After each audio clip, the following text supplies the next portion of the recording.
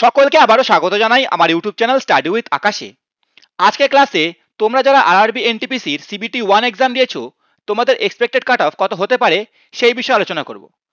তারই সাথে তোমাদের পরীক্ষার ডিফিকাল্টি লেভেল এবং কতজন ক্যান্ডিডেট পরীক্ষায় উপস্থিত ছিল সেই বিষয়ে আলোচনা করব। তোমরা ভিডিওটা শেষ পর্যন্ত দেখো।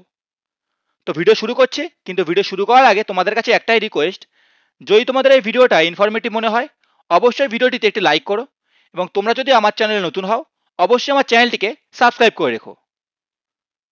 প্রথমেই দেখে নেব টোটাল ভ্যাকান্সি। এবছর তোমাদের মোট শূন্যপদ ছিল ৮,১১৩টা। তোমরা জানো সিবিটি 2 এর জন্য তোমাদের 15 গুণ ক্যান্ডিডেটকে কোয়ালিফাই করাবে। তো টোটাল ক্যান্ডিডেট হবে ১,২১,৬৯৫ যারা কোয়ালিফাই করবে।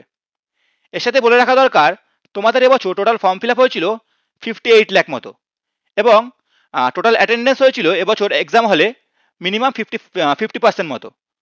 ঠিক আছে, অর্থাৎ 29 লাখের কাছাকাছি, এটা অ্যাপ্রক্স ডেটা। ঠিক আছে, এরপর চলে যাই তোমাদের পরীক্ষার ডিফিকাল্টি লেভেল।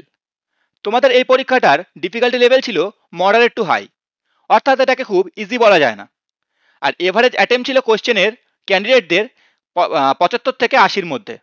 ঠিক আছে, আর তোমাদের যে নর্মালাইজেশন হবে সেটা তোমরা ধরে নিতে পারো যে 2 থেকে 12 নাম্বার হতে পারে ইজি আর হার্ড শেফটের সাপেক্ষে। ঠিক আছে, এরপর চলে যাই কাট অফ।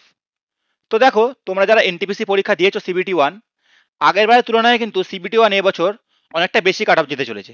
ঠিক আছে, কারণ আমি বলতে চাই, তোমরা যে দেখেছো যে 50% অ্যাটেন্ডেন্স ছিল, কিন্তু তা সত্ত্বেও কাট অফ কিন্তু তোমাদের হাই যাবে। তো আমি যদি একটা অ্যাপ্রক্স কাট অফ বলি, তোমরা যারা ইউআরএ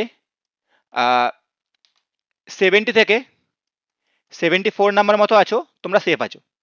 ওবিসি একটু কম যাবে এর থেকে, 68 থেকে 71-এর মধ্যে। এসসি 65 থেকে 70 থাকলে তোমরা সেফ আছো। আর এসটি হচ্ছে 62 থেকে 65। তো এই নাম্বারের মধ্যে যদি তোমরা থাকো, তোমরা কিন্তু সেফ আছো, তোমরা সিবিটি 2-এর জন্য প্রিপারেশন করতে পারো। ঠিক আছে, তো এই ছিল তোমাদের আজকের ক্লাস। তোমাদের যদি ভিডিওটা ইনফরমেটিভ মনে হয় অবশ্যই ভিডিওটিতে একটি লাইক করে দিও, এবং আমার চ্যানেল নতুন হলে অবশ্যই আমার চ্যানেলটাকে সাবস্ক্রাইব করে রেখো। ধন্যবাদ, দেখা হচ্ছে পরের ভিডিওতে।